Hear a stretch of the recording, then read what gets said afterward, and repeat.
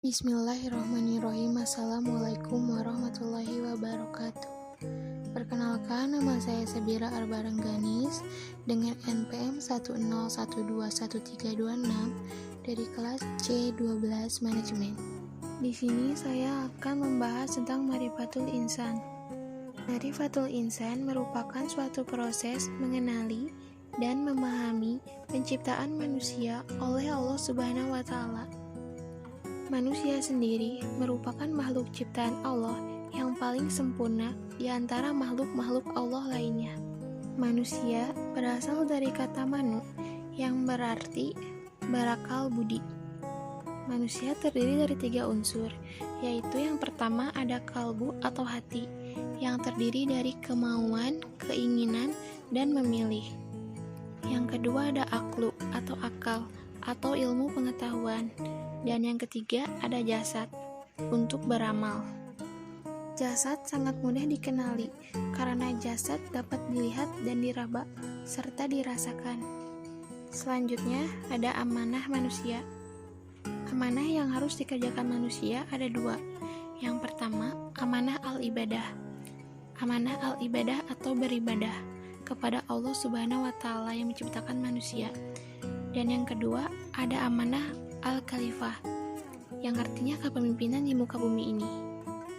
Nah, jadi manusia diciptakan oleh Allah Subhanahu wa Ta'ala untuk beribadah kepadanya, menuruti segala perintahnya dan menjauhi larangannya.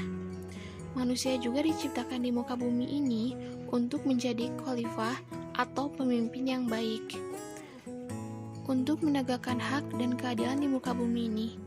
Karena itulah, manusia harus senantiasa mencegah kelestarian alam, menghindari permusuhan, dan menjaga ketertiban dunia atau bumi ini. Lalu bagaimanakah dengan proses penciptaan manusia? Proses penciptaan manusia dibagi menjadi 2 tahap. Tahap yang pertama adalah tahap primordial atau manusia pertama, dan tahap yang kedua adalah tahap biologi atau penciptaan manusia selanjutnya. Seperti yang kita ketahui, pada tahap primordial, manusia pertama kali diciptakan adalah Nabi Adam alaihissalam. Allah Subhanahu wa Ta'ala menciptakan Nabi Adam dari tanah yang baik, yang berasal dari lumpur yang hitam, yang diberi bentuk dan berbau tidak enak. Dari tanah liat, kemudian dijadikannya tanah liat yang berbentuk, lalu ditiupkannya ruh. Dan tahap selanjutnya adalah tahap biologi. Dalam proses ini, manusia diciptakan dari intisari tanah yang dijadikannya air mani atau nutfah yang tersimpan dalam tempat yang kokoh atau rahim. Kemudian, nutfah itu dijadikan darah beku yang kemudian dijadikan segumpal daging dan kemudian dibalut dengan tulang belulang. Lalu ditiupkannya ruh. Hakikat manusia. Hakikat manusia ada 3. Yang pertama lemah, yang kedua bodoh, dan yang ketiga fakir. Maksudnya, manusia diciptakan dalam keadaan yang lemah. Kelemahannya terutama dalam menghadapi godaan. Manusia juga diciptakan dalam keadaan yang bodoh oleh Allah Ta'ala. Dan manusia juga diciptakan dalam keadaan yang fakir atau butuh. Potensi. Potensi adalah kemampuan yang mempunyai kemungkinan untuk dikembangkan. Dasar potensi yang dianugerahkan kepada manusia itu ada 3. Yang pertama pendengaran, yang kedua penglihatan, dan yang ketiga hati.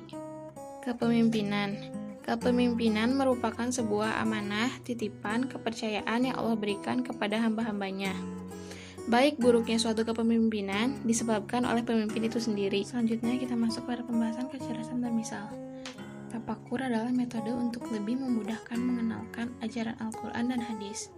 Tujuan bertapakur adalah untuk meningkatkan kecerdasan, bukan untuk menjadi pintar.